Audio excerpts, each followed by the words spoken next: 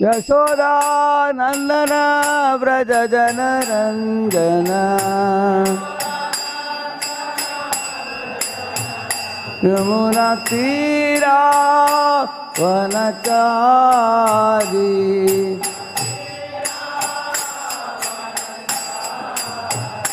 यमुना तीरा वनचारी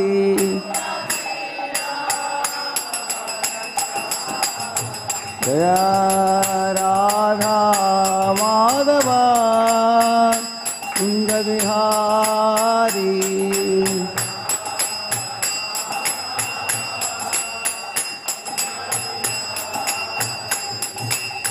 गोपी जना वल्लभा गिरिवरधारी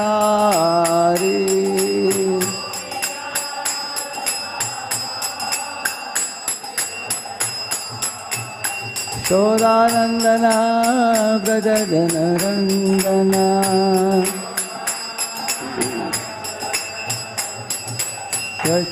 यशोदानंदन व्रज जन रंजन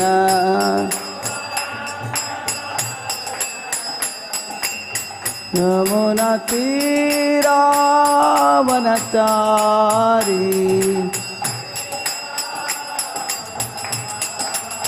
जया राधा माधवा कुंज विहारी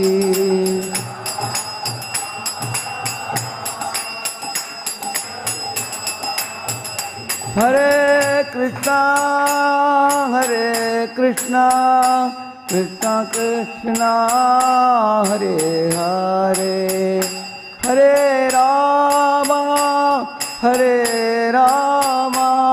राम राम हरे हरे हरे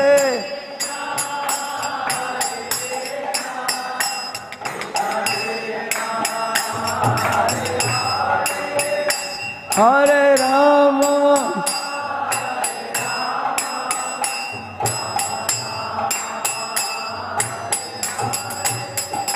हरे कृष्णा कृष्णा कृष्णा हरे हरे हरे राम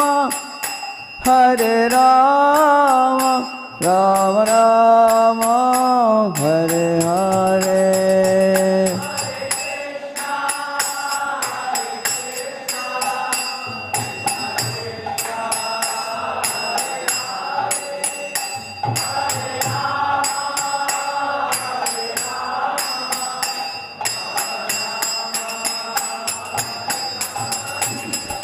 हरे कृष्णा कृष्णा कृष्णा हरे हरे हरे राम राम राम हरे हरे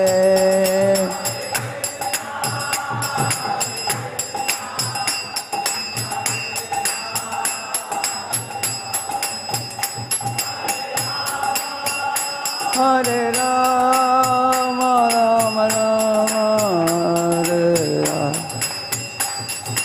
हरे कृष्णा कृष्णा कृष्णा हरे हरे हरे राम राम राम हरे हरे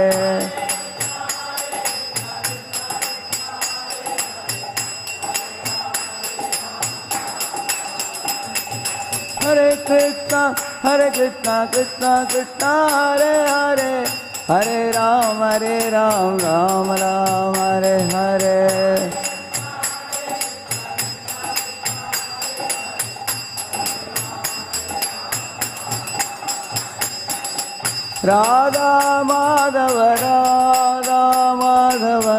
राधा माधव राधे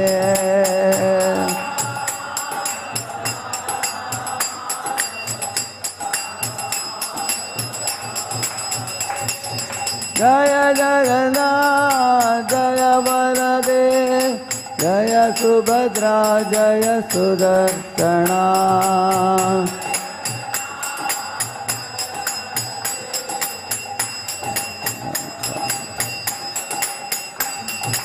निताय गौरंग जय निताय गौरंग, निताय गौरंग जय निताय गौरंग।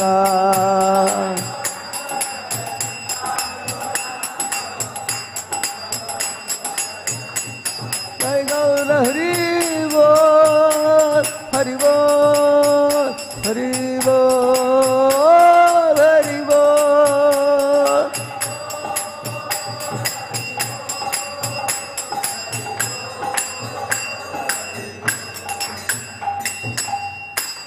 कलियुग पावन हरिनाम संकीर्तन की, श्रील प्रभुपाद की, अनंत कोटि वैष्णव वृंद की, ग्रंथराज श्रीमद्भागवतम की।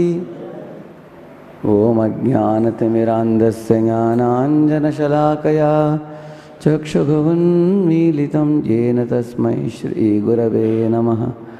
श्रीचैतन्यमनोभीष्टं स्थापितं येन भूतले स्वयं रूपः कदा मह्यं ददाति स्वपदान्तिकं।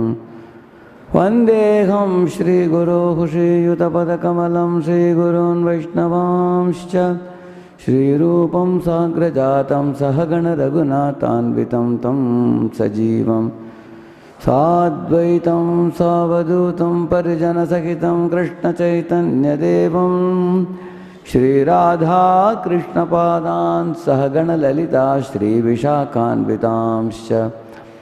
नमो ॐ विष्णुपादाय कृष्णपृष्ठाय भूतले श्रीमते भक्तिवेदान्तस्वामिन्निति नामिने। नमस्ते सारस्वते देवे गौरवाणी प्रचारिणे निर्विशेषशून्यवादी पाश्चात्यदेशतारिणे।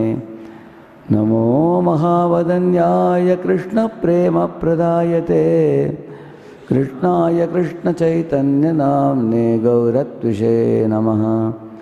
हे कृष्ण करुणा सिंधो दीनबंधो जगत्पते गोपेश गोपिका कांत राधा कांत नमोस्तुते। तप्त कांचन गौरांगी राधे वृंदावनेश्वरी वृषभानुसुते देवी प्रणमामि हरिप्रिये। वाञ्छाकल्पतरुभ्यश्च कृपा सिन्धुभ्य एव च पतितानां पावनेभ्यो वैष्णवेभ्यो नमो नमः। जय श्री कृष्ण चैतन्य प्रभु नित्यानंद श्री अद्वैत गदाधर श्रीवासादि गौर भक्त वृंद। हरे कृष्णा कृष्ण कृष्ण हरे हरे, हरे राम राम राम हरे हरे। ओम नमो भगवते वासुदेवाय।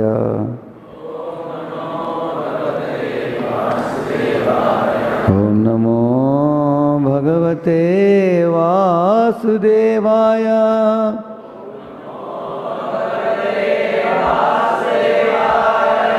ओम नमो भगवते वासुदेवाय।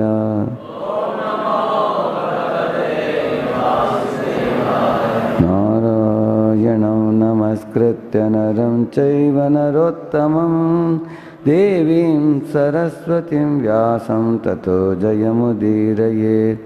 नष्टप्रायेष्वभद्रेषु नित्यं भागवत सेवया भगवत्युत्तमश्लोके भक्तिर्भवति नैष्ठिकी। कृष्णाय वासुदेवाय देवकी नंदनाय च नंदगोपकुमाराय गोविंदाय नमो नमः। Welcome all of you for the Srimad Bhagavatam class. Today is a very special verse today from the 7th canto 10th chapter, verse number 7. Is it big enough for you? Yadi dasyasi me kaman varam stvam bharatarshabha kamanam hridya sambroham bhavatastu vrinevaram Yadi dasyasi me kaman varam stvam varadarshabha kamanam hridya samroham bhavatastu vrinevaram. Yadi dasyasi me kaman varam stvam varadarshabha kamanam hridya samroham bhavatastu vrinevaram.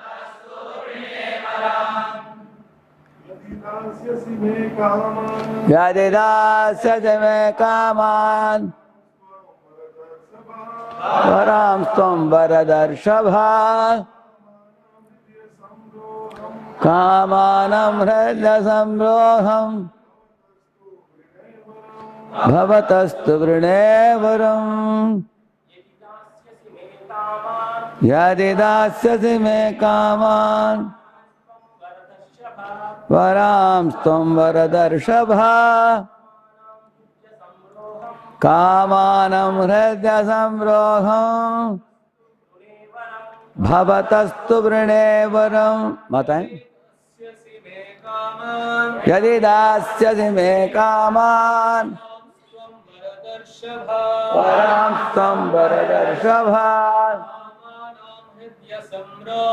kamanam hridya samroham bhavatastu vrinevaram. Mataji.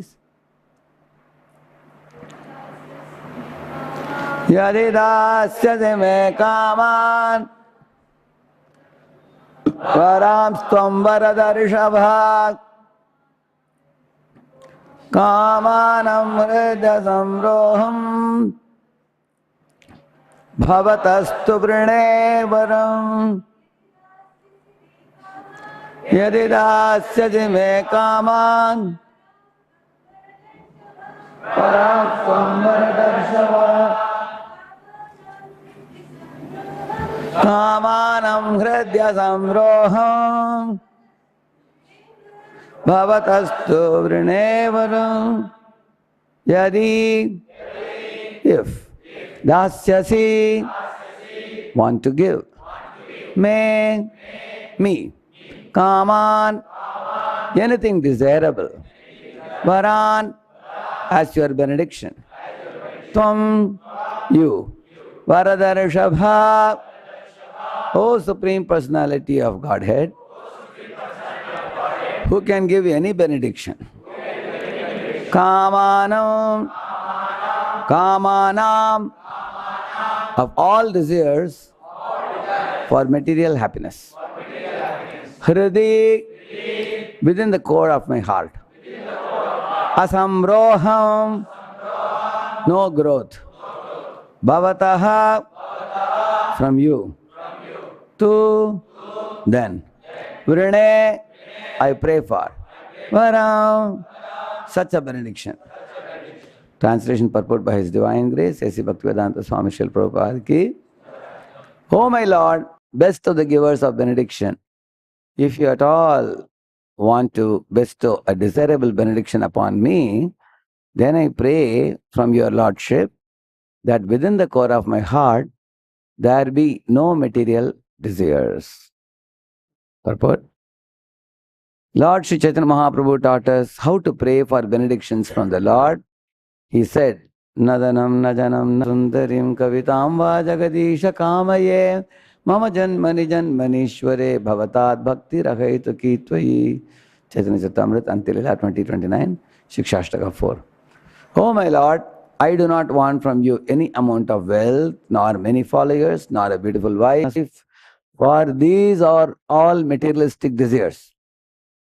But if I have to ask you for any benediction, I pray that in whatever forms of life I may take my birth, under any circumstances, I will not be bereft of your transcendental devotional service.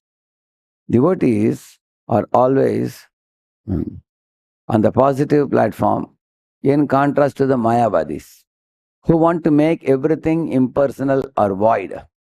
One cannot remain void, shunyavadi. Rather, one must possess something. Therefore, the devotee on the positive side wants to possess something, and this possession is very nicely described by Prahlad Maharaj, who says, if I must take some benediction from you, I pray that within the core of my heart, there may be no material desires. The desire to serve the Supreme Personality of Godhead is not at all material. So, it's a very beautiful verse it is.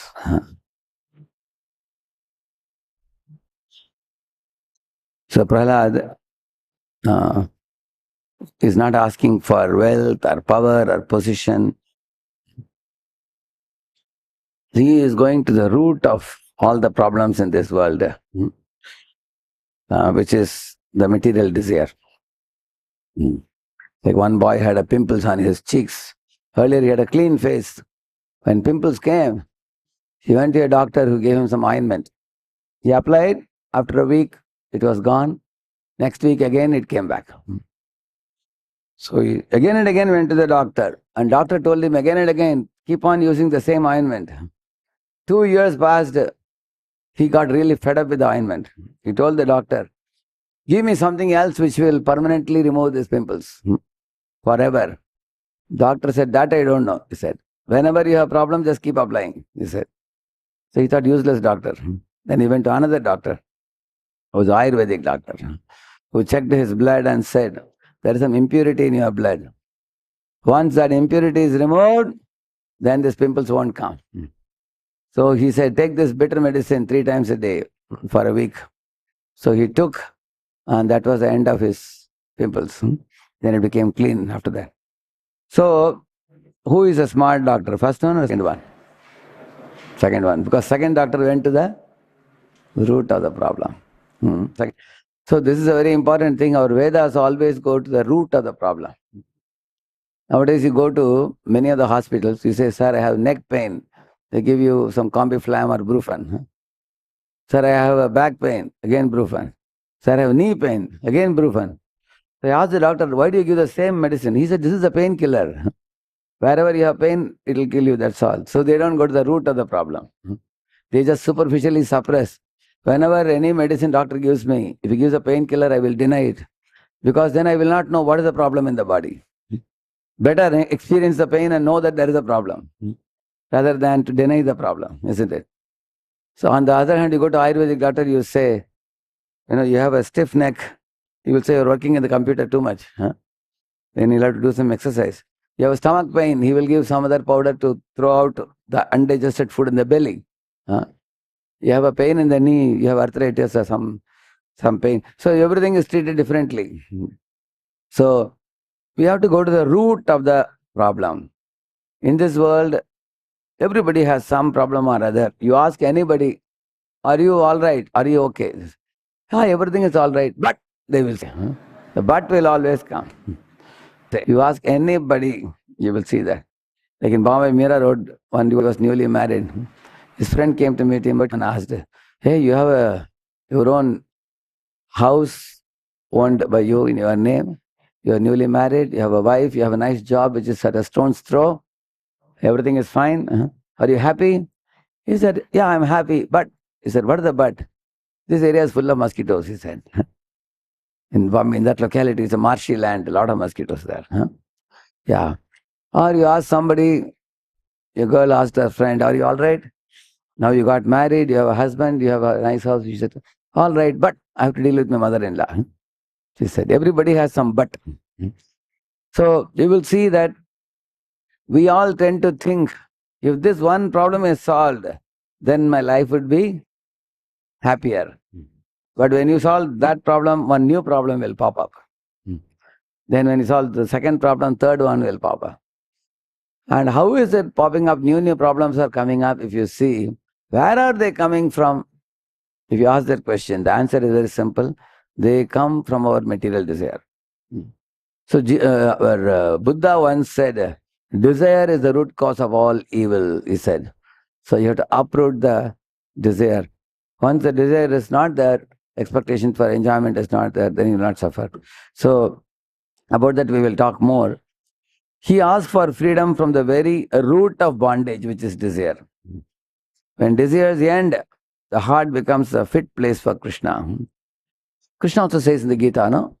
Yoga Ishwarya Prasaktanam Taya Apahrita Chetasam Vyavasayatmika Buddhir Samadhau Na Vidhiyate. He says that if desires are lurking in our mind, material desires, it doesn't allow us to chant the holy name with focus.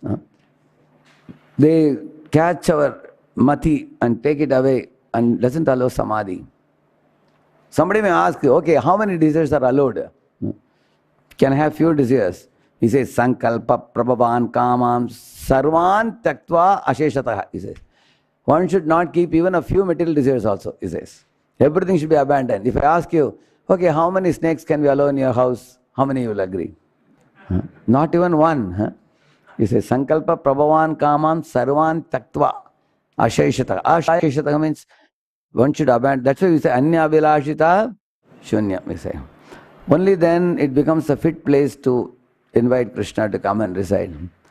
So what is so bad about the material desire that Krishna says you have to abandon completely? See, the material desires are there even in these great people like karmis, jnanis and yogis. They appear to be very religious people. Karmis want to enjoy in this world. Jnanis want to enjoy in Brahma Jyoti by relaxing without service. And yogi wants to enjoy by getting siddhis. So what is the reference point for all these people? What is the reference? Themselves only. I want to enjoy. I want to relax. I want powers to show off.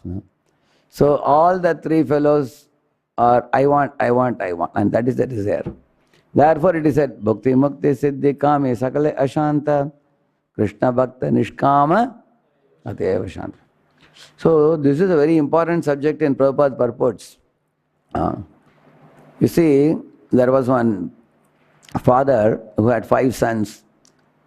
And father was thinking, who is the son whom I can trust and depend upon amongst them? So the last son, he would only come home to take money and go. He would grab as much money as he can and go. He would smoke, drink, roam around. He never would come in front of the father. For him, home means money. Just take money and go and enjoy. He never bothered about father's instruction.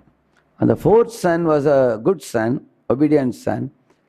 He would come home, meet the father and say, Papa, a new model mobile has come. Can you please get it for me? And father would get it. 3 months he will not show up. Again would come, Papa, a new bike has come. Can I get it? So only whenever he wanted something, he would come very politely. He would respectfully request the father. He would take it and go. Father thought, okay, he's a good boy, but not mature. He's a bala buddhi. He just wants some enjoyment from me. But he can't be trusted so much. Then the 3rd boy, he was shrewd, very intelligent. He would tell the father, Papa, you have so many industries. I want to travel with you in your car. Take me. Introduce me to the industries. Introduce me to the bank accounts. I want to know more about all this. So when father would take him with him, he would ask the father, oh, you have so much industries and assets and estates. Why don't you write off half of it to me? Then I can also control and manage. Father would say, Beta, wait a minute. First you get experience. At the right time, we will give you. Father saw he is too much in a mood of control, too much in a mood of grabbing. That was 3rd son. And the 2nd son, he was a dangerous fellow. He would go to the company in the absence of the father to check, how much estates father has. He would ask for the bank balance. He would go to the accounts department and check how much money is there. So he was thinking, one day I will finish the father and take over all the property. That was 2nd son. And the 1st son was the simplest boy amongst everybody. He would just sleep in a mat in the corner of the house. He would very faithful and loyal to the father. He never demanded anything from the father. Father trusted him so much, he can even give him 5 crore and say, go and put it in the bank and come. Or withdraw 10 crore and bring, he can say that. He will not touch a single penny. Very trustworthy son. And never demanded anything from the father for himself. And one day the father called that eldest son, and he was practically, father was in tears. He said, "My dear son, you never ask anything for yourself. I am giving so many things to other sons. What do you want?"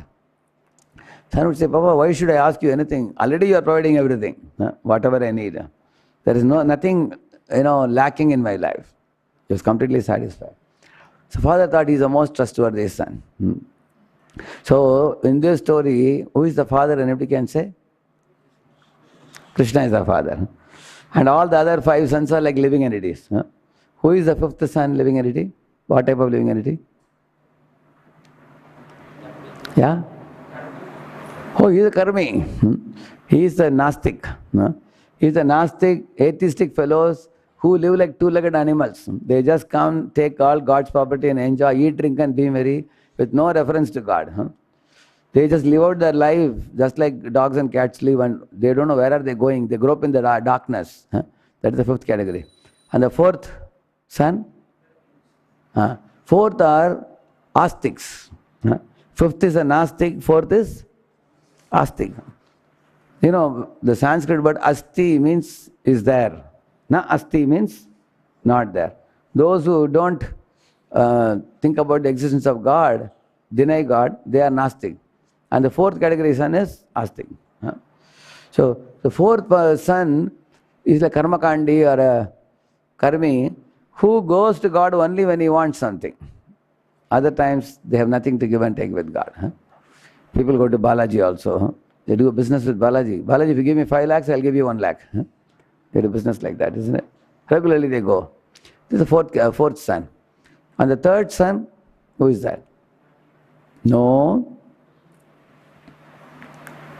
3rd son was the one who wanted to go with the father in the car, and he told him to write off some industries in his name and bank accounts in his name. He wanted control. Who is that? Yogi. Yogis like to control. They want to walk on water, fly on sky. Even our Vishwamitra tried to create a planet and got into trouble, no? Trishanku Sarga he created, correct, no? So yogis like control, no? They want control. Dhruva wanted to control Ambarish, correct, no? Yogis like control. 3rd one is a yogi. And the 2nd one? Second one is a Mayavadi. 2nd one. Because he wanted to finish off the father and usurp his property. These fellows want to become God themselves. They don't want to bow down to Rama and Krishna. They deny God's form and they themselves claim to be God, Supreme Brahman themselves. So they're envious. That's why Krishna told Arjuna, Idam tute guhyatamam pravakshyami anasuyave. Anyone who envious of me cannot know me. So these fellows can never know the father because they're envious of the father. And the 1st son is who? Yeah? Devotee. 1st son is a devotee. Correct, no? So 5th and 4th and 3rd is what is said. Bhukti mukti siddhi kami sakale ashanta, it is said. So who is the bhukti kami? 5th and 4th are bhukti kami. And 3rd is siddhi kami. And the 2nd is mukti kami. So bhukti mukti siddhi kami sakale ashanta. And then the first one is Krishna bhakta nishkama atayeva shanta, it is said. And Krishna's devotee, they have no desire for themselves. They are very eager to know who is Krishna's mother, who is Krishna's father, who are Krishna's friends, who is Krishna's sweetheart, which is the favorite animal of Krishna, which is the favorite mountain of Krishna. What can I offer to Krishna? So their whole thought is absorbed in what? In Krishna. The thoughts of my pure devotees dwell in me. That he says, Tesham satata yuktanam bhajatam priti purvakam dadami buddhi yogam tam ye namam upayantite. Because they are always thinking of me, conversing about me, relishing katha about me, deriving great satisfaction in chanting and dancing my holy names, and they don't expect anything. They don't want to become Brahma also, Indra also, Tandra also. They don't want to become any big demigod. They don't have any desire for becoming a proprietor or controller or enjoyer. Karmis want to be proprietor, and Jnanis want to be enjoyer. Yogi want to be controller. So proprietor means greed, controller means anger, and enjoyer means lust. So my devotees kick away this impurities, lust, anger and greed. Instead, they want to serve me. So Lord himself is amazed. My devotees don't want anything. Kaivalyam narakayate didashapura akasha pushpayate durdantendriya kala sarpapatali protkhatadam shtrayate vishwam purna sukhayate vidhi mahendra adishta kitayate yat karunya vaibhavatam tam gaurame vastumaha. This is a famous verse by Prabodhanand Saraswati. He says that for the devotees of the Lord, the Kaivalya or the going to Brahma Jyoti is like hellish because there is no seva there. And they don't want to go to heaven. That's the last thing that will cross their mind. And they consider Brahma's post or Indra's post to be like a worm in the stool. They don't care about it. So Lord is wondering, these devotees have no desire, what will I give them? So I give myself to my devotees. That is why Krishna gives himself to his devotees. Devotees on one hand don't want anything from Krishna. On the other hand, they give everything they have to Krishna. They give their body, their mind, their words, their belongings, their house, their relatives, their friends, their intelligence, their very breath, every drop of blood, they want to give it to Krishna. So they give everything to Krishna and don't want anything in return, so Krishna gets purchased by such devotee. Namo vakinchana vittaya nivritta gunavrittaye. He says that these devotees who don't want anything from me and they are giving everything to me, who is there in this creation like devotees for me? So Krishna considers devotees his most intimate confidential associates. So he gives himself to the devotee. He says, because you are giving everything to me, I give myself to you. Because you don't want anything from me, I also don't want anything from you. I simply want to love you and you devotees serve Krishna and Krishna serves devotees. So they are mutually having a very strong bond with each other, isn't it? Sadhavo hridayam makhyam sadhunam hridayam tvaham madanyatte na jananti naham tebhyo managapi. Lord says, I am in the heart of my devotees are in my heart. I don't know anything other than my devotees don't know anything other than me, he says. So this is the gold standard that we all have to come to one day. At the moment we are not in that platform. We have some desires, that's why we are going to discuss about the desires today in this class.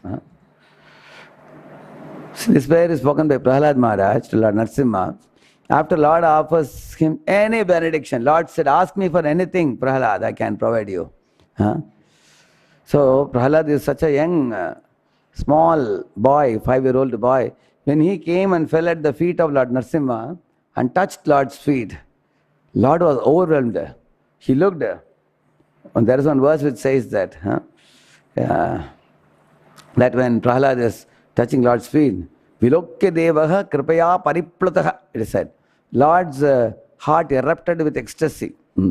He uttapya tachirshni adadat karambujam. Lord lifted him up and touched his head with his soft velvet-like hands. Uttapya tachirshni adadat karambujam, it said. So, standing before the Supreme Lord, even Brahma and Shiva, they were afraid to offer prayers to Lord Narasimha, who was in angry mood. But Prahlad came forward. He offered the garland to the Lord, fell at his feet, and pleased Lord Narasimha. So, and then Lord wanted to tell Prahlad, Prahlad, you have done such a pure devotional service to me. Ask me for any benediction, I can provide you. And at the time he told this shloka, I am not going to ask for anything. But in fact, Prahlad was upset. Prahlad said, my dear Lord, you are thinking I am a vanik or a businessman, that I will do something to you and then you will do something in return to me. Like you go to a shop, you pay money and then they give you some commodity. I am not a person who will do bhakti for you and then you will in return give me something. I don't want anything, he said. Then Lord Narasimha said, I understand Prahlad, your standard is very high. Still I want to give something. I have a deep desire. How can I not give you anything? I am feeling obliged to you, indebted to you. Then he said, okay, really? Then do this for me. He said, what is it? Kamanam hridi asamroham. He said, destroy if there is any material desire in my heart, so that my heart will be fully clean and I will only practice Shuddha Bhakti for you. I will not desire anything else. No more material desires. That's what he asked. So, from Prahlada's prayers, we can understand that desire is the root cause of bondage. See, if you try to carefully observe what these desires do to us, desires produce hankering. When we hanker, then we work hard to get some object. And while working hard for getting object, competitors come. Other people will compete with us. Then we will develop hatred for them with some people. You make friends with somebody, you make enmity with somebody. Because you are hankering for something, you are chasing after something, they are also chasing. If you get that object, we become proud. If you don't get that object, you will lament or go into depression.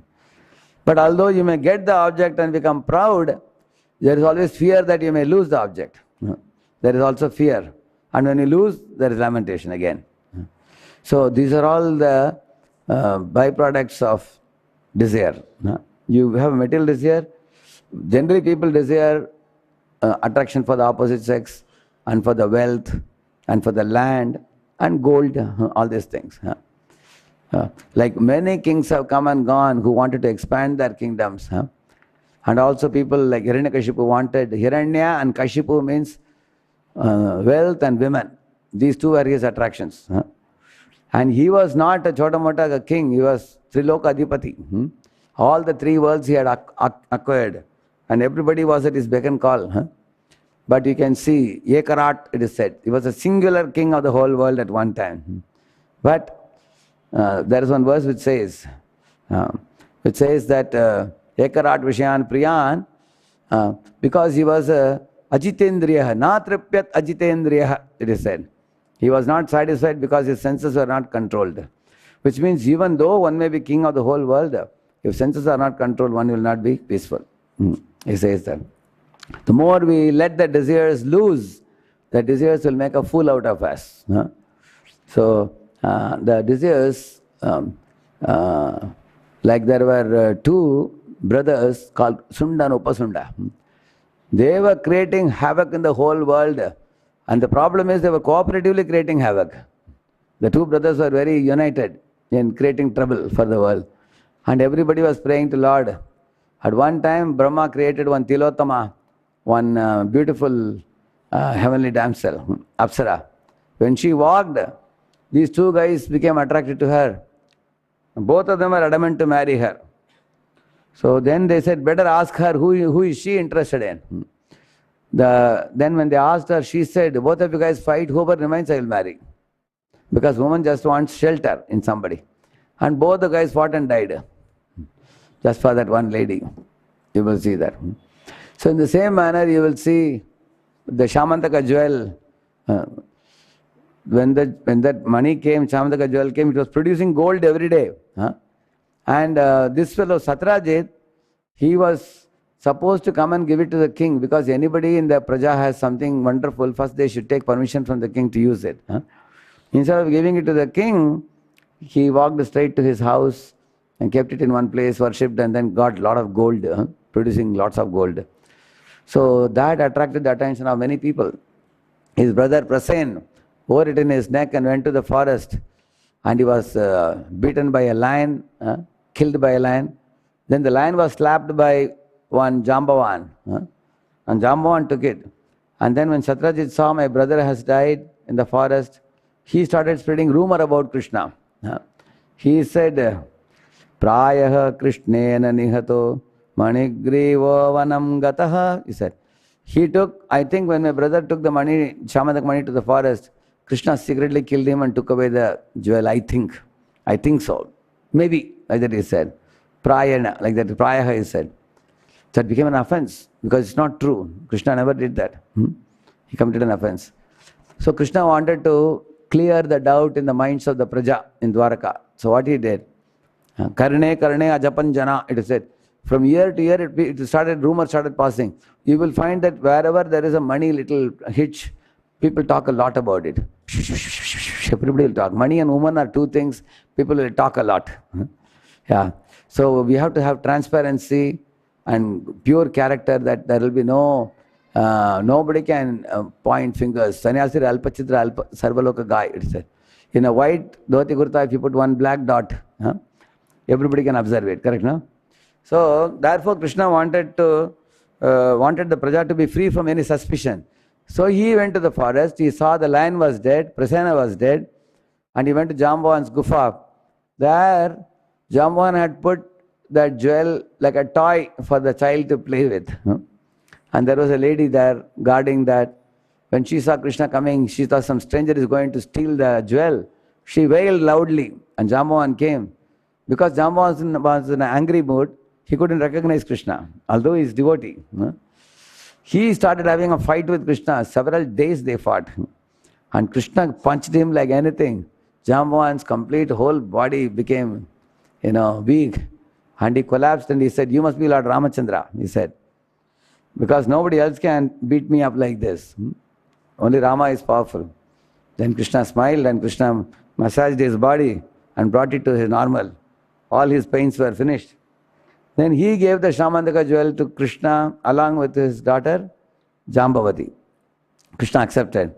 And he came back and told Satyajit, "Don't spread rumor. Here is the jewel, take it." And Satyajit very happily took it. But Satyajit felt guilty that I have told lies about Krishna. Correct, no? Then he, in order to get rid of his guilt, he brought his daughter. Who? Satyabhama. And handed over Satyabhama and the Shamandaka jewel to Krishna.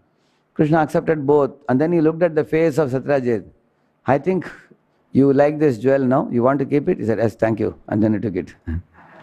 When Krishna gave it back, he accepted back. That was the biggest mistake he did. Because if he had left it with Krishna, the problem would be over. Because the greed doesn't leave people. He accepted the Shamandaka jewel, because of which he was murdered by Shatadanva. And Shatadanva had taken it from him. So you will see that, and then later on, somebody killed Shatadanva also. Of course, Krishna killed Shatadanva. By that time, the jewel had gone to the hand of Akrura, who had gone to another place.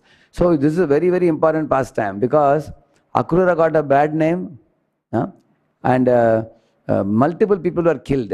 You will see, first of all, Prasenna was killed, Prasenna was killed, the lion was killed, and our Jambavan was beaten up solidly, solidly beaten up by Krishna. Then later on, Shatadanva was killed, and Satyajit was killed. So Satyajit, Shatadanva, Prasenna, 3 were killed, and lion was killed. 4 people were killed, and 1 was beaten. Who was it? Jambavan was beaten up, and 1 fellow got a bad reputation, very great soul. Who is it? Akrura. He got a bad reputation. You can see all these things. It's all because of craving for wealth. Craving for wealth. Wealth looks like very attractive, but wealth can become a very great disaster if it is not handled properly. Once,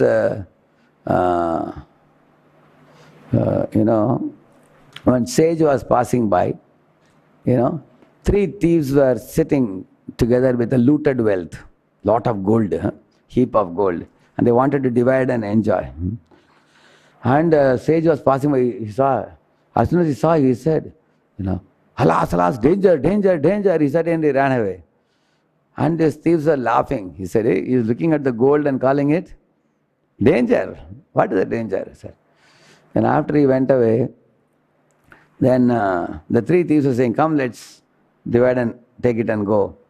And they asked, "Hey, can somebody go to the village and get some food so that we can eat and then we can divide and go?" So one fellow went to village to get food, but he mixed poison in the food and brought, because he thought that if these 2 fellows will eat it, they will die and I can take all the wealth. With that greed, he brought like that. So, but these 2 fellows planned that when that fellow comes, we'll finish him and we will divide and enjoy. They were thinking. So as soon as the fellow brought food and kept it, immediately they stabbed him and finished him. So then they said, "Only 2 of us will divide." They divided and they ate the food. Then you can understand what must have happened. They also died. And that is why the sage said, "Danger, danger, danger," he said. So in this way, the craving for wealth and craving for women, I told you, similarly craving for land. There is a story of Tolstoy. Once a boy went and asked a landlord for land. "Can you give me land? I want to do cultivation." So that landlord told him, "See, up to the horizon is my land. You can run as long as you wish, but you have to come back before 5 o'clock in the evening. Morning 10 you leave, evening 5 you come. That much land I can give it to you as a gift, he said. And the boy was happy. Imagine if any of you are running, how long will you run? Huh? Say maybe 10 to 1 you will run, and then 1 to 5 you should come back. But this boy went on running till 3 o'clock because he became greedy. And now he wanted to return back in 2 hours. Can he come back? So he tried to come back, but foaming in the mouth, he died. So the nature of greed is that the greed can be seen in many, many examples. Duryodhana was told by Pandavas, just give 5 villages. We are ready to be peaceful with that. He didn't even give the 5 villages. He can rule the whole world. He didn't agree for that. So recently I was asking a group of children, how many of you will give away 5 villages to Pandavas so that he can rule the rest of the world? Nobody raised a hand. I was surprised. Hey, you won't give 5 villages. Why 5 villages? We will keep everything, they were saying. And that is what mentality is it? It's Duryodhana mentality. Ideally speaking, you should give away everything. It doesn't belong to you only. Or at least he can tell Yudhishthira, you take half world, we will take half world. And Yudhishthira was such a noble soul. He said, just give 5 villages. So you can see the greed of Duryodhana was so exceeding like fire. He got destroyed, you can see that. So, in this way, the craving for land or women or wealth, it can actually become a great disaster even for materialistic people in material life, and for devotees of the Lord, this can become a great stumbling block if one maintains craving for these things. Actually, these things are like electricity. You can handle electricity, like here you have the fan rotating, here the light is on. Electricity can be utilized very well, provided you know how to use it. So one should utilize Dhanam, Janam, Sundarim in Lord's service without getting damaged by that. Just like, there is one verse in the Bhagavatam 11th canto, Grihitva api indriyairarthan yo na dveshti na hrishyati Vishnor mayam idam pashyan savai bhagavatottamaha. One of the definitions of a Uttama Bhagavat is Grihitva api indriyairarthan. A pure devotee of the Lord accepts objects of sense gratification, he is saying. He accepts. But what does he do with them? Yo na dveshti na hrishyati. He doesn't enjoy the objects of sense gratification. He is not averse to them. Then what does he do? Vishnor mayam idam pashyan. This is Krishna's maya. So therefore he takes it and uses it in Krishna's service. He doesn't enjoy with that, he doesn't hate it. Like Prabhupada, he saw so many boys, girls came and surrendered to him. Prabhupada did not fall down. He remained pure to the instructions of his guru. There are so many gurus from India who went to America and they got attracted to some female in America and they took a green card and settled there. And their mission was finished. Whereas Prabhupada, when he went to the West, so many people were attracted to him also. Neither the wealth, women, followers did not pollute him. He remained very loyal to his guru, pure. Therefore he could do such good work for the whole world. That's why he says, Grihitva api indriyairarthan. Yo na dveshti. He did not hate like some of the impersonalists, they go to Himalayas. Prabhupada was not like that. He accepted these things, but he did not enjoy them. Rather, he engaged it in Krishna's service. So in this way, that is the main theme here. See, the root problem is material desire. The real problem is not outside. The real problem is inside. You see? Suffering comes and goes, it's temporary. External situations are also temporary, beyond our control. But the desires in the heart, they bind the soul to repeated suffering. Actually, desires lead to distress if they are meant for our sense gratification. But the desires can make us blossom in spiritual life if you are going to engage them in Krishna's service. Otherwise, the same desires can be very great disaster. So, see, the problems, why they come over and over again, because the root is the desire. Just like you go to a garden and you trim the grass. Next day morning, come back again. Correct, no? Again you trim it, again comes back. So it keeps coming again and again. So as long as the desire is there, they don't go away. Even though we suffer, at the time we want to get rid of the desire, but desires again will come. They keep on multiplying also. You heard this? the 5 P's which can pinch you. These 5 material desires. Penny. We want to have penny in the pocket, and we want to have possessions. We want to have positions. Possession means commodities, like a bungalow, car, many things. And position means some padavi, some post.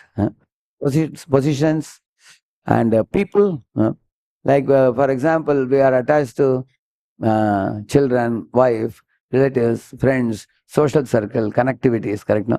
Or we want to be connected to big people. So these are all people. And last P is pleasures. Shabda, Sparsha, Rasa, Rupa, Gandha. 5 types of pleasures. Eyes want to see beautiful forms. Ears want to hear sweet sounds. Nose want to smell. Tongue wants to taste. Skin has attraction for sex life. So these 5 pleasures. So penny, position, possession, people, pleasure. These 5 are pinching agents, because these 5 material desires keep on pinching the living entity.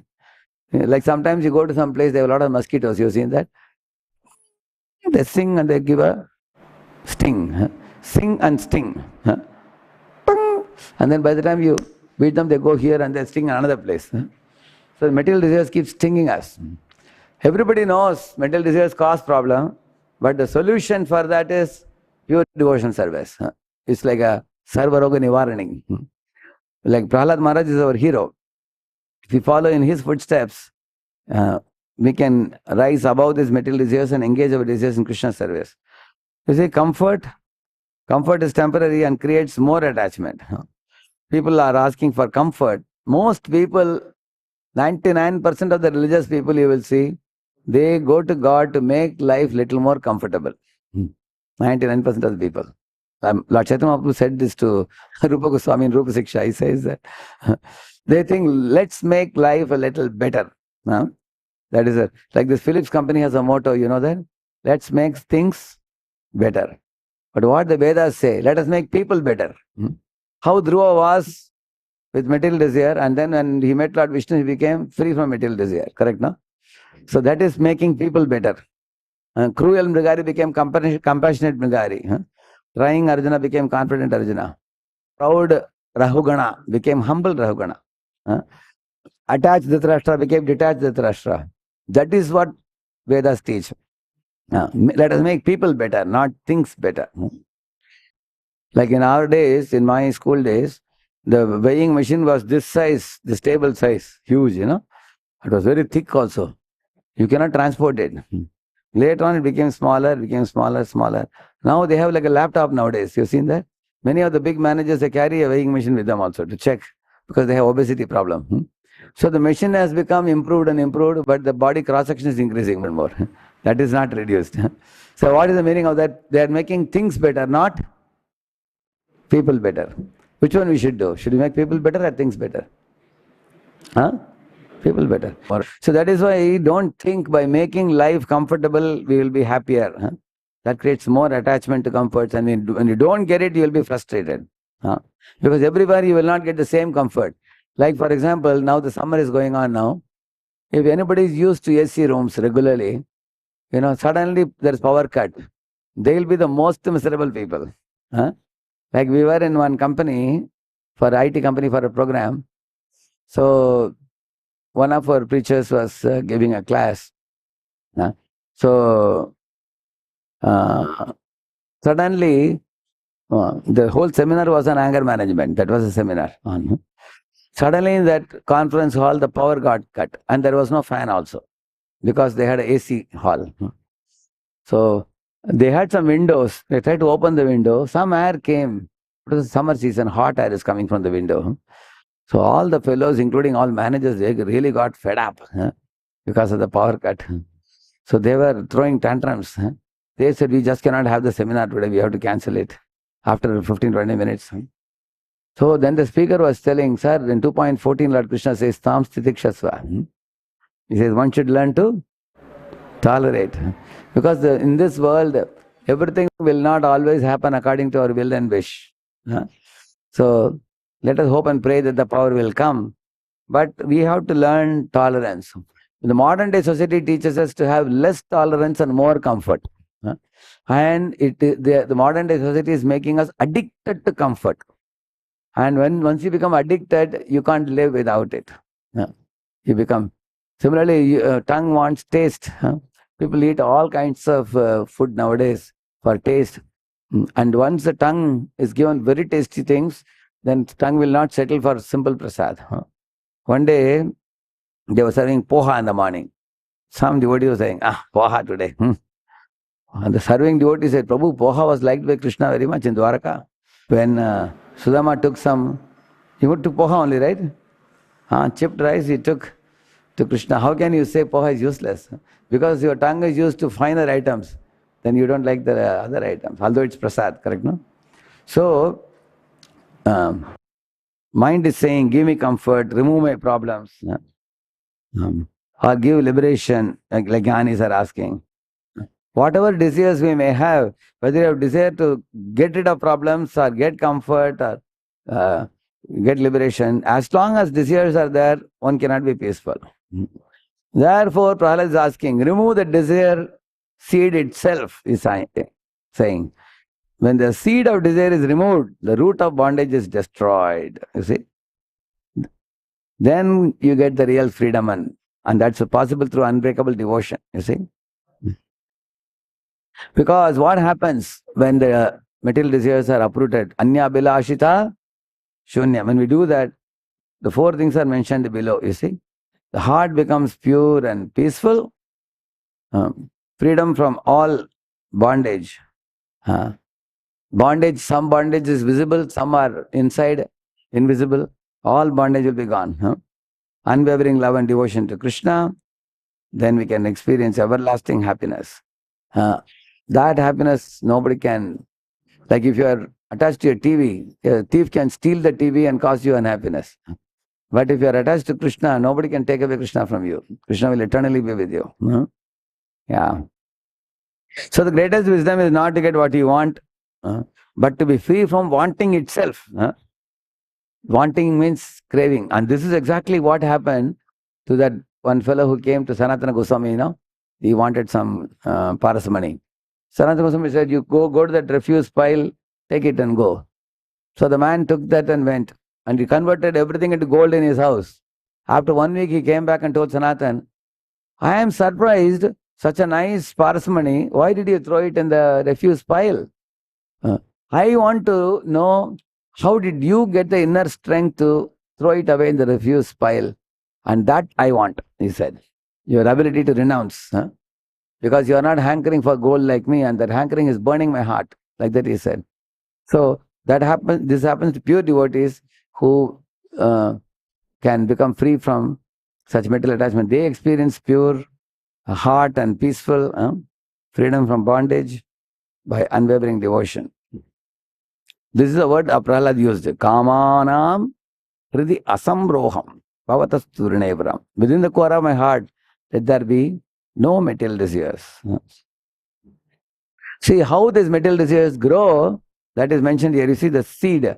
It's small but very powerful. A small desire. Then it gradually grows, repeatedly grows like weeds, watered by mind and senses. And it creates attachment. You see? Heart becomes attached. And then when desires are not fulfilled, you get frustrated. That's what I was telling you. It leads to rebirth. We maintain the desires and we keep rotating again and again. Like this. You see? He's not asking for temporary relief. He's asking for a total end of the desire. You see? See, many jnanis and yogis, they try to suppress the desires. But what is mentioned here, if desire is pushed down, it still remains, it will grow again if you suppress it. And if desire is managed but not destroyed, it grows again. If desire is indulged, Krishna says in that Yehi samsparshaja bhoga, if you indulge, it produces burning. If you suppress, it again comes. You manage it, again it keeps remaining. Like sometimes there is a snake in your house, you try to beat it, it escapes and goes to the next room. And you don't know where it is. Later on it will come out, correct, no? Desires are also like this. They go this way, that way. They don't go out very easily. Desires keep remaining, rotating inside. So when the seed of desire itself is destroyed, then the soul becomes completely free. That's the whole point. That's why Prahlad's prayer is very intelligent prayer. So He never said to Lord Narasimha, please, I want freedom from suffering, which Jnanis ask. He never said that. He says, I want freedom from the cause of suffering, not the suffering itself. He is going to the root. Yeah.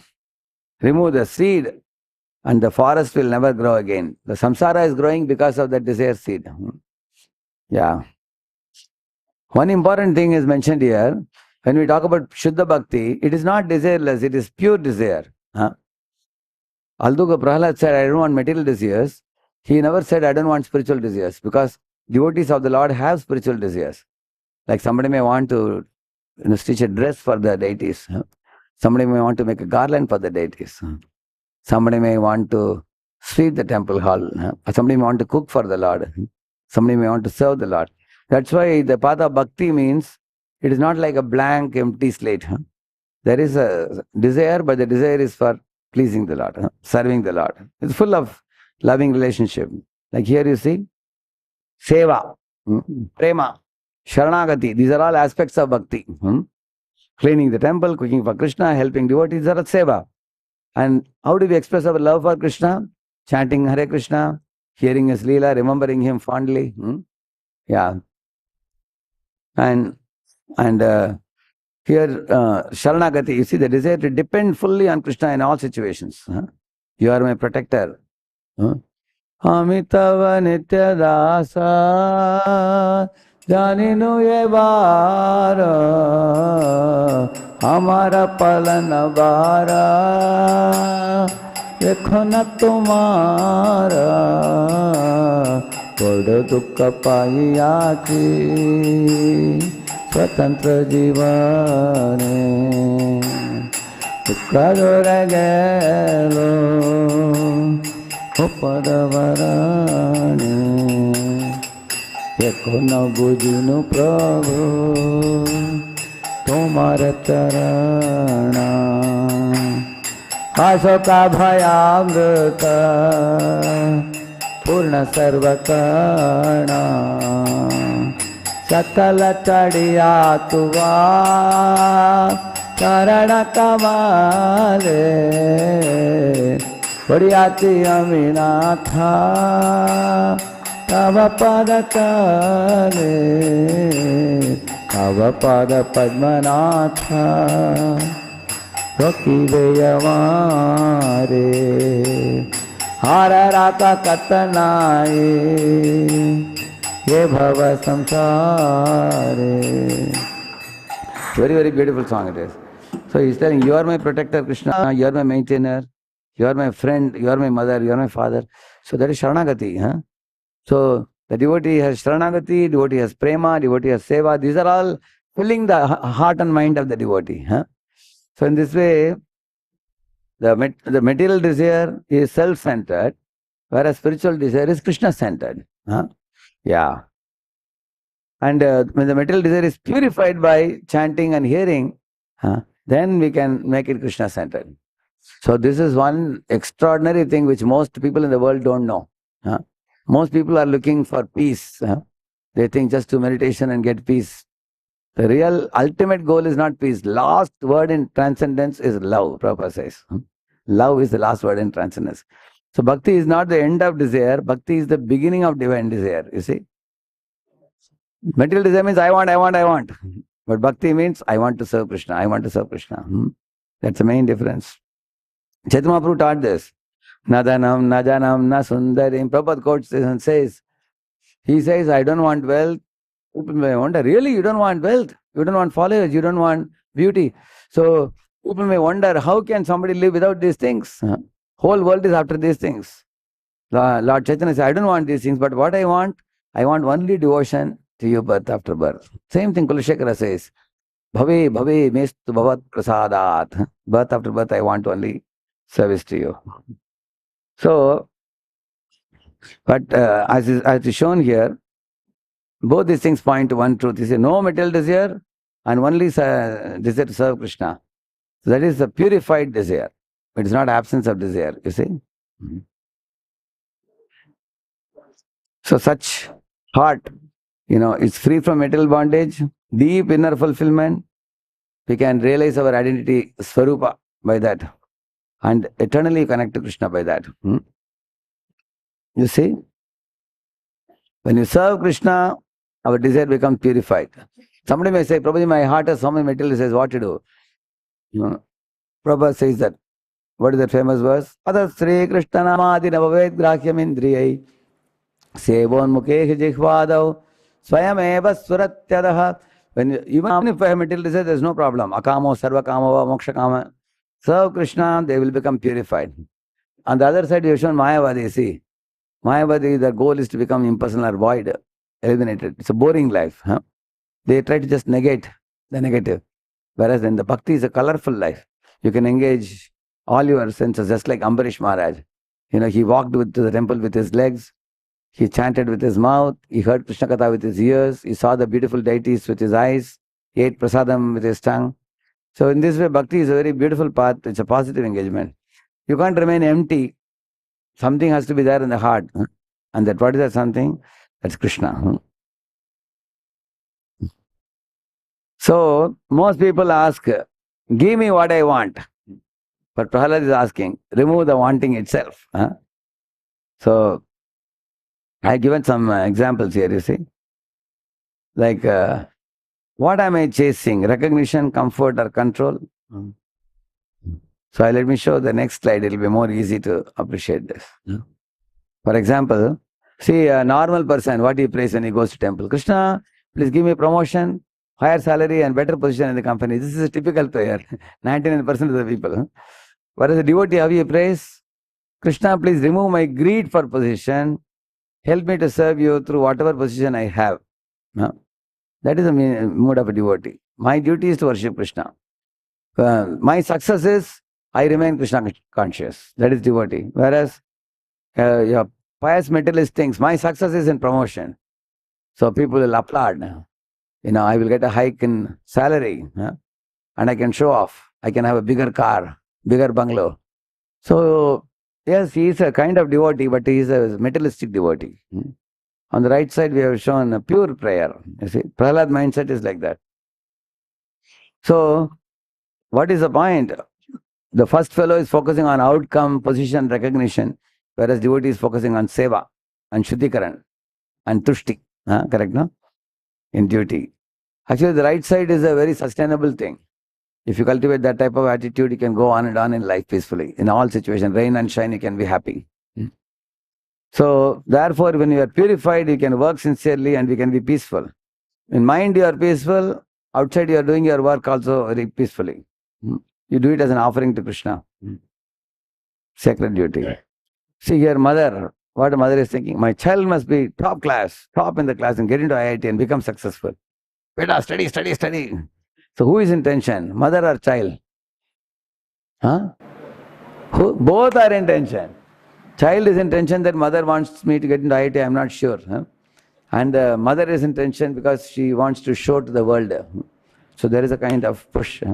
See on the other side, Krishna, please remove my ego-based expectation and help me raise my child as your devotee. So then her focus is character, values, devotion, service and all these things. Yeah. So do we want control-driven parenting or Krishna-centered nurturing? Which is better? See, Krishna-centered nurturing, correct, no? There is hardly any anxiety in that, Krishna-centered.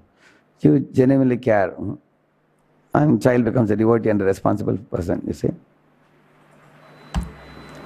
See, spouse expectation. My spouse should understand me, respect me and behave properly. And both are thinking like that. She is thinking, my husband doesn't give me respect, and husband thinks she doesn't give me respect.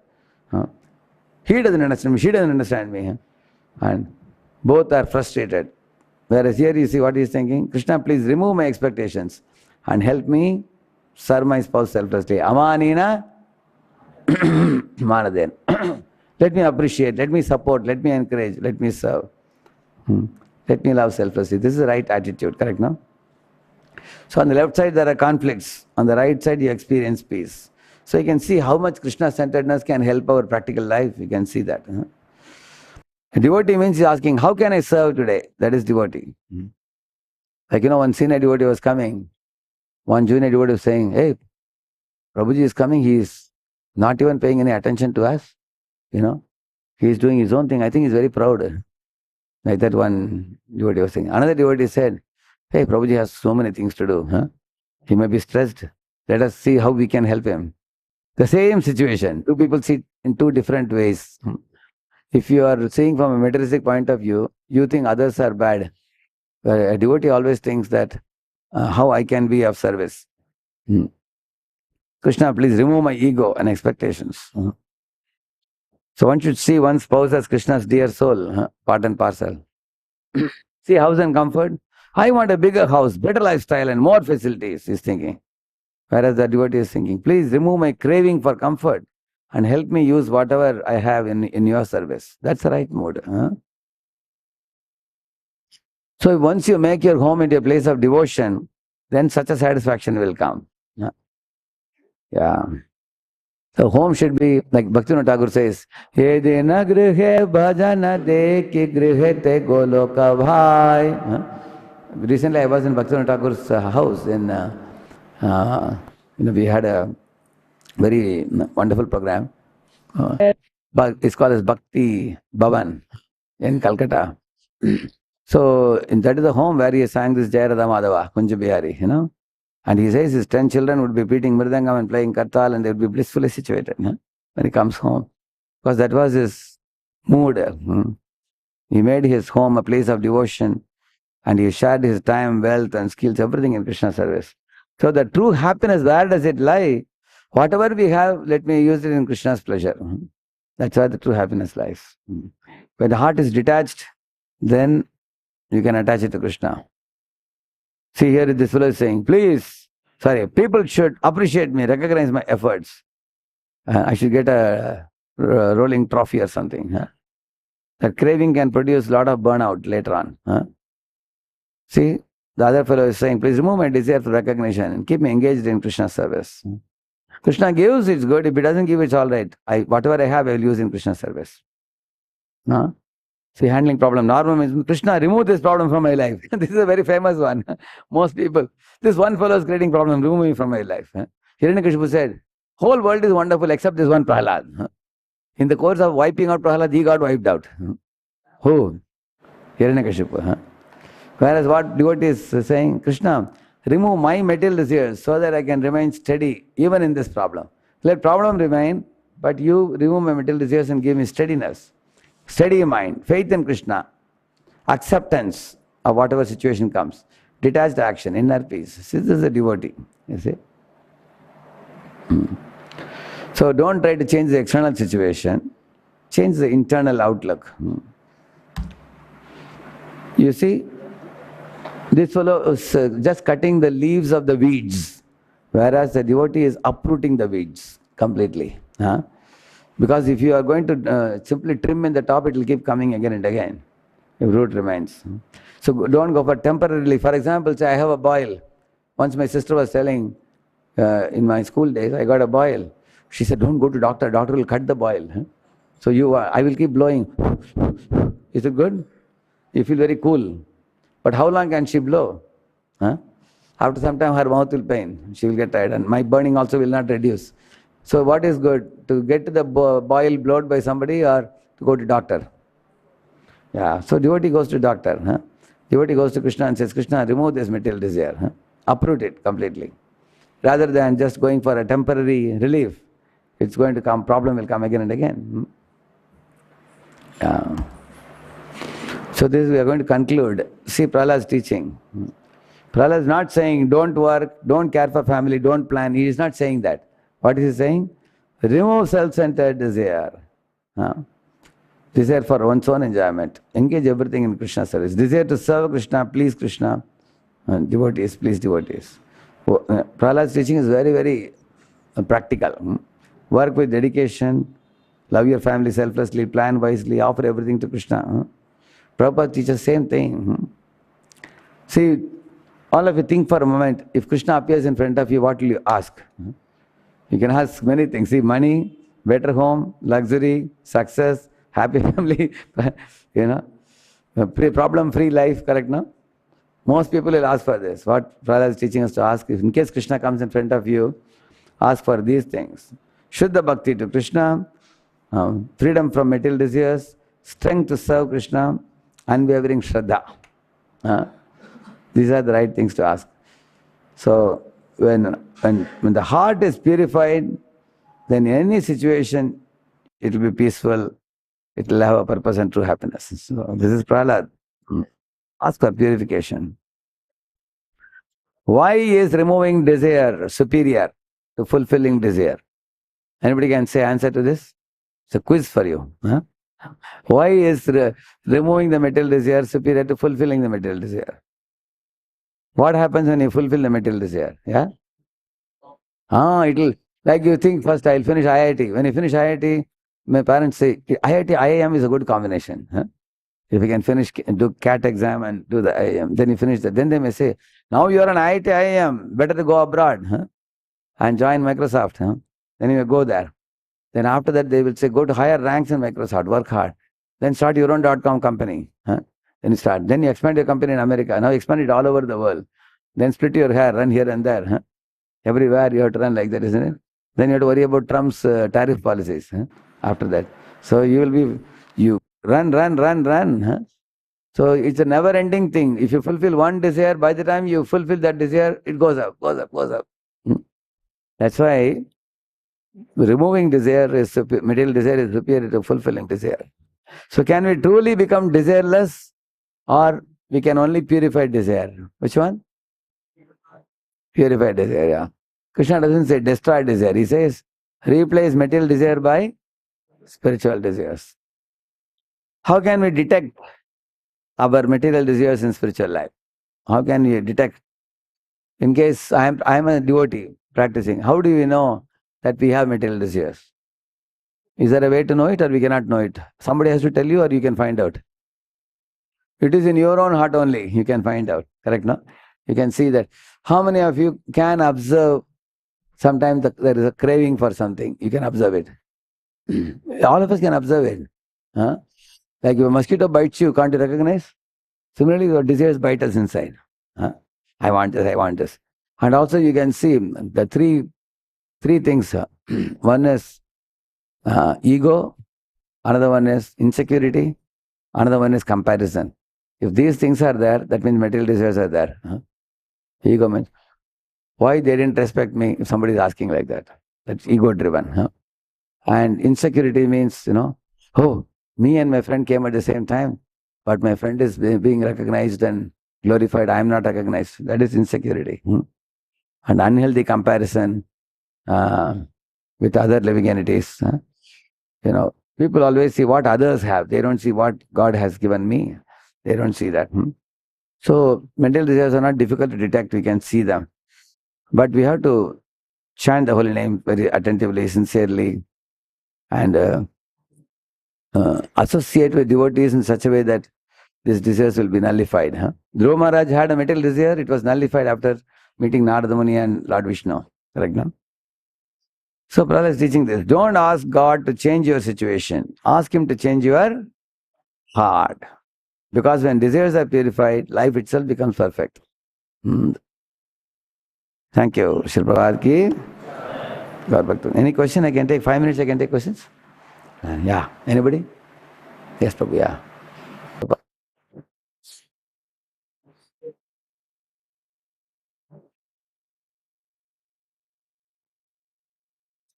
The letters are a little small, and this I can send to Chaitanya Attapur, I think. I can send this PPT. If you see it close, some letters are small. So I'll send that to you, I think. You can just shoot a mail reminding me. Yeah, yes, Prabhu. No questions? Yes, Prabhu. Hare Krishna, Prabhuji. Hare Krishna. Thank you very much, Prabhuji, for a nice presentation. Prabhuji, at least in my case, I myself have so many desires, but still we will have family members and other people around will have some desires, and we expect them to be fulfilled. Like even A temple president may not have any desire, but he will have so many people to take care, and then their desires and their all these things will become his desires. So, how do we address this? Yeah. So it is a duty of every leader to train their people. Here you see this one. Like I told you about spouse, where is it? Correct. For example, here it is in a family, husband, wife, expectation from each other. Similarly, children's success, parental expectation towards children. Similarly, individual's expectation. So all are shown here. So Ambarish Maharaja's kingdom was such a kingdom that all the citizens, none of them aimed at heaven. They only wanted to go back to Vaikuntha. So that is the way he trained them. So it is our duty also to train our people in such a manner that we will aim at spiritual world, and not only we, all our people will become pure devotees. So one of the ways I feel we can do that is to have Bhagavatam study circle regularly. Gali gali mein Bhagavatam study circle. It should be started. Yeah. So then every day, every week, at least once a week, they come for 1 or 1.5 hours. They come. Then they will study together. Like in Pune, I started in 2002 or so. We had one conference room. I only picked 10 couples in the beginning. And then slowly 10 more couples insisted. So 20 couples we had. We were doing it. And then others asked, Prabhu, room is small, we can't come in. Are you allowed to sit outside and hear? So some more couples started coming. Eventually, outside there were 100 people and inside 20 couples. We used to have Bhagavatam study circle. Then I brought the whole thing out called as Krishna Rasayanam. So we will have 500, 600 people will attend once in a month. I did. So we all had that experience, studying Bhagavatam regularly in Sangha of devotees and discussing from various angles. It's not only enough to just read. Like today, in the session, I gave many examples also, and the practical examples also we discussed today, correct, no? So it's very important to bring that thing. It should not be in the cloud. It has to be brought down. How is it relevant to my life?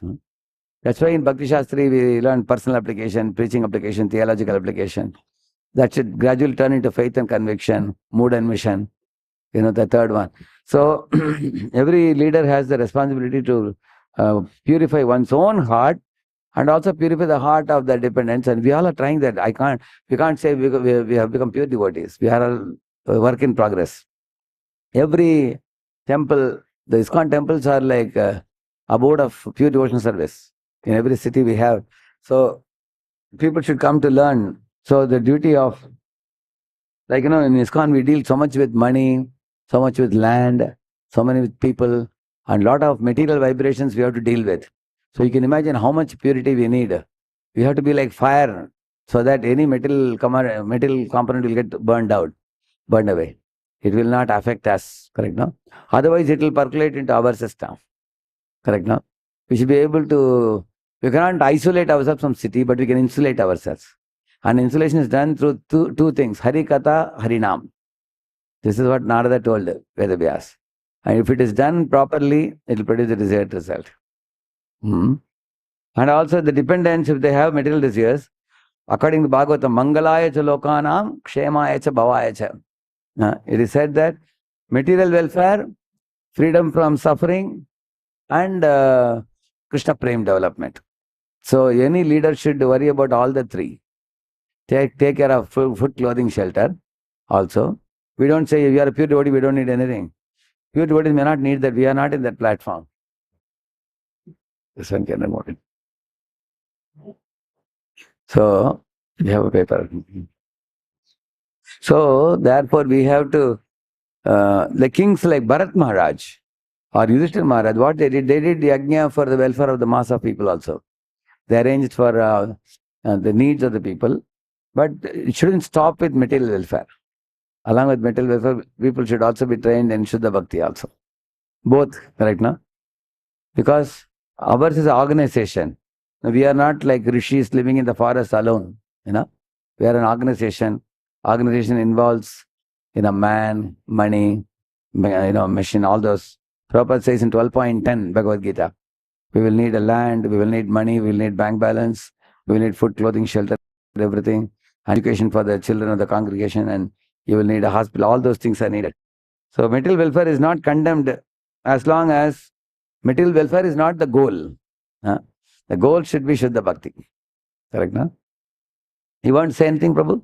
He is an experienced personality. Or Nitai Madhaprabhu is there. You have a mic, you give it to him, he will add something. Because he is also in Grihastha Ashram at the same time, very dedicated devotee. Yes, Prabhu. Prabhuji, thank you for the wonderful class. I wanted to ask something, if you allow.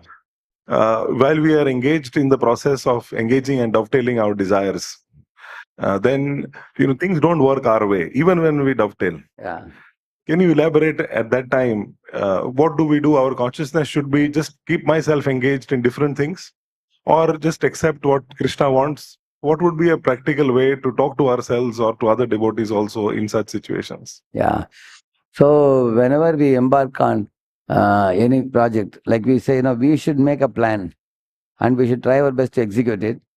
And outcome may be as per our wish, or it may not be as per our wish, correct? No? Like I saw the seed, God has to give the rains. I write the exam and the teachers have to give marks. Recently I was in a school, I asked the children, are you the paper setter? Yes, they said no. Are you the paper corrector? They said no. Are you the marks awarder? They said no. Are you the preparer? They said no. I said, yeah, you are the preparer. You have to prepare. Huh? You have to prepare. So that part is your part. Other three things are not done by the children. So if I have 100% energy, mental, emotional energy I have, if I waste it in those three things, 25%, then how much percentage I have for preparing? Only 25%. Therefore, Krishna says, don't waste your mental energy by bothering about something. Like if I want to drink water, it's better for me to drink from the glass, not try to get the water in the cloud, which is not in my reach. Correct, no? In the same manner, I made an effort, embarked on a project. I see, whether I am diligently putting my best efforts, we should see. Sometimes, despite our making best efforts, things don't come the way we expected. Then we can, what I would do, there is a peer association, there is a superior association also. So I will ask my peers, the direction I am taking, what do you think about it? Because peers, you don't have to take them seriously. You can just take a suggestion. And we can go to superiors also and tell them, I've been trying last 3 months or 6 months in this direction. There is some hitch. Like I am preaching in US now.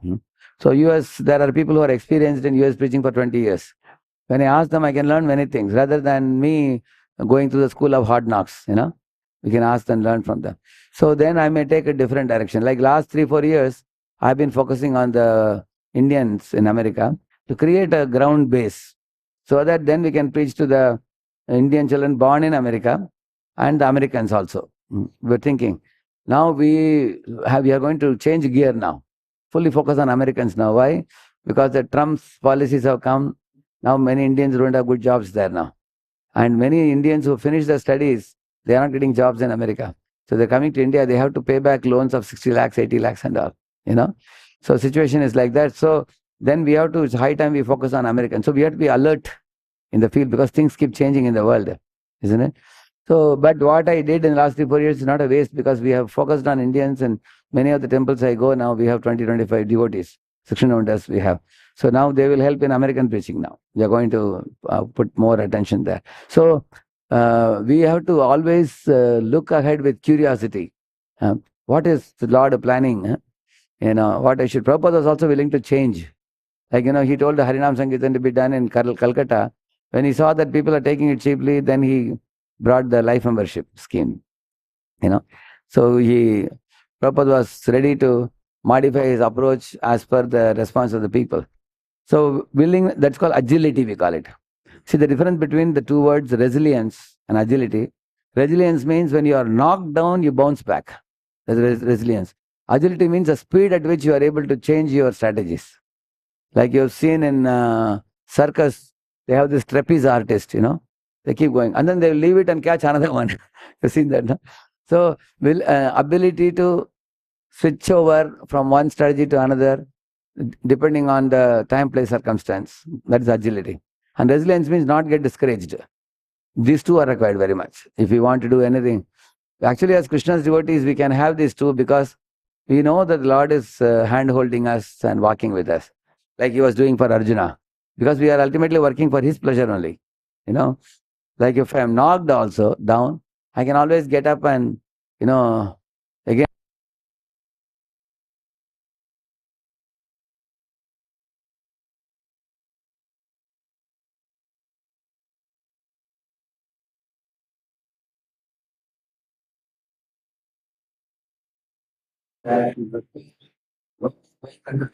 Fast changing world. Things are fit. No, I used to have this audio tapes. I had 1,000 tapes in Pune when I came in 95. I made a particular reading room. And I made a very big on the wall and put all the tapes for people to hear. And one day I saw somebody brought a round one, what do you call that? A CD player. Different colors also. Then he told me one CD you can have multiple lectures. Then I immediately sold out 1,000 audio tapes. And I got about a dozen CD players. We kept them for the people to hear. Then within a couple of months, somebody brought a pen. The pen kind of thing, you took out flash player. In one flash player, you can have many more. So then later on, somebody brought a CD-ROM. In one CD-ROM, you can have 50,000 songs. The technology is changing so rapidly. Similarly, any attempt you make in Krishna's service, I think alertness to the changing technology, not only technology, the changing approaches also. Like in COVID, the whole world turned to online, correct? No? So changing technology, changing approaches to our endeavors, agility, resilience, prayerful mood, and with all these things, we put our best efforts and guidance from superiors and peers, suggestions. With all these things, we can keep changing whenever needed. And once we are confident, we proceed. Correct? No? I had one seminar called, I'll just check it if I have it.